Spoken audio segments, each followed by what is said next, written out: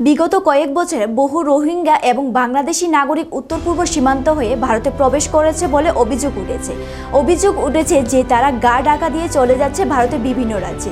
এই আবহে এবার রোহিঙ্গা পাচার মামলায় অভিযুক্তকে গ্রেপ্তার করল জিআরপি থানা পুলিশ।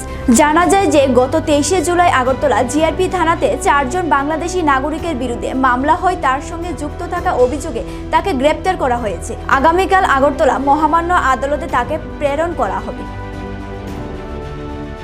আমরা গত 23 তারিখে আমাদের আগরতলা জিআরপি থানাতে একটা মামলা হয়েছিল 4 জন বাংলাদেশি বিরুদ্ধে। তো এই কেসের সূত্রপাত ধরে আমরা গতকালকে আরেকজন বাংলাদেশি টাউটকে আমরা গ্রেপ্তার করেছি এই আগরতলা বর্ডার গুলচক্কর জয়নগর এলাকা থেকে। তো ওনার নাম আনিকুল শেখ, আর উনি চাঁপাইনবাবগঞ্জ ডিস্ট্রিক্টের বাংলাদেশে ওনার বাড়ি। তো উনি এখানে প্রায় বছরখানেক হয়েছে বিভিন্ন জায়গাতে ঘুরে ফেরা কাজ করছে।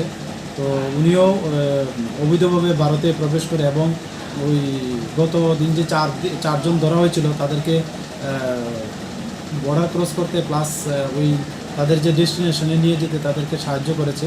তো আজকে আমরা ওনাকে আমাদের আগরতলা যে মহামান্য আদালত আছে ওনাকে ওখানে প্রেরণ করব। কোন জায়গা থেকে আটক করা হয়েছে? ওনাকে আটক করা হয়েছে আমাদের যে বড়াগুল চক্কর আছে জয়নগর এলাকা থেকে।